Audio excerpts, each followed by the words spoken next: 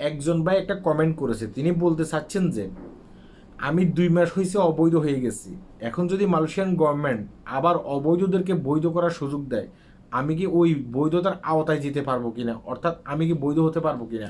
ভাই কথাগুলো একটু মন দিয়ে শুনবেন, এটা আপনাদের সকলের কাজে লাগবে। আমি আমার অভিজ্ঞতা থেকে বলতেছি, এখনো মালয়েশিয়ান গভর্নমেন্ট সুযোগ দেয় নেই, দেবে কিনা সেটাও আমি জানি না।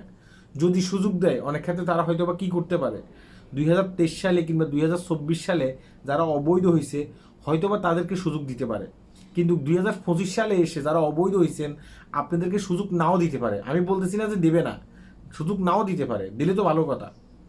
এখন আপনি হয়তো বলবেন যে তাহলে আমি কি 2025 সালে আসছি অবৈধ হয়েছি, আমি কি বৈধ হতে পারবো না? দেখেন ভাই, গভর্নমেন্ট নিয়ম অনুসারে যদি বৈধতা না দেয় আপনি কিন্তু হইতে পারবেন না, কারণ আপনার রেকর্ড তো সেখানে আছে, আপনি কবে থেকে অবৈধ হয়েছেন সেখানে আপনি ফিঙ্গারপ্রিন্ট যখন করতে যাবেন তখন তো আপনার রেকর্ড বের হয়ে আসবে। এখন এই ক্ষেত্রে আপনি কি করতে পারেন, আমি অনলাইনে এত কথা হয়তো বলা উচিত না, তারপরে একটু বলি, আপনি বুঝে নেবেন।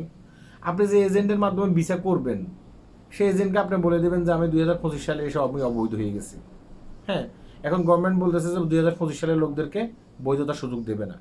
এখন আমার তো বৈধ হতে হবে, এখন কি করা যায়? হ্যাঁ, কিন্তু টাকা পয়সার ব্যাপার স্যাপার আছে।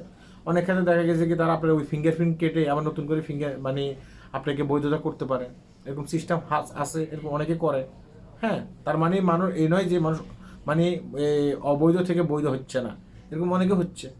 আপনি ওই সুযোগটা হয়তো বা নিতে পারেন, কিন্তু গভর্নমেন্টের রুলস অনুসারে যদি আপনাকে 2025 সালে আসার পরে যদি বলে যে 2025 সালে যারা অবৈধ হয়েছে তাদেরকে আমরা বৈধতার সুযোগ দেবো না, হ্যাঁ, এটা গভর্নমেন্ট বলতেই পারে, গভর্নমেন্ট এটা বলতেই পারে, তাই না? এখন পরবর্তীতে কিরকম সুযোগ সুবিধা পায় বা না পায় সেটা তো একমাত্র মানে পরে বোঝা যাবে, বুঝতে পারছেন? আপনি বুঝে নেন আমি কি বলতে চাচ্ছি, সেটা পরে বোঝা যাবে, অনলাইনে এত কথা বলার প্রয়োজন নেই। তাহলে আপনি নতুন করে পাসপোর্ট করে রাখতে পারেন। এমনও হইতে পারে আপনি 2025 সালে অবৈধ হয়েছেন, 2025 সালে অবৈধ হওয়ার পরে আপনি যখন পাসপোর্টটা শো করবেন ওখানে, পাসপোর্ট দেখে বলবে যে যারা 2025 সালে অবৈধ আছে দেখেন তাদেরকে আমরা বৈধতা দেবো না, কারণ পাসপোর্টে তো আপনার আগে সিলস অফ আছে।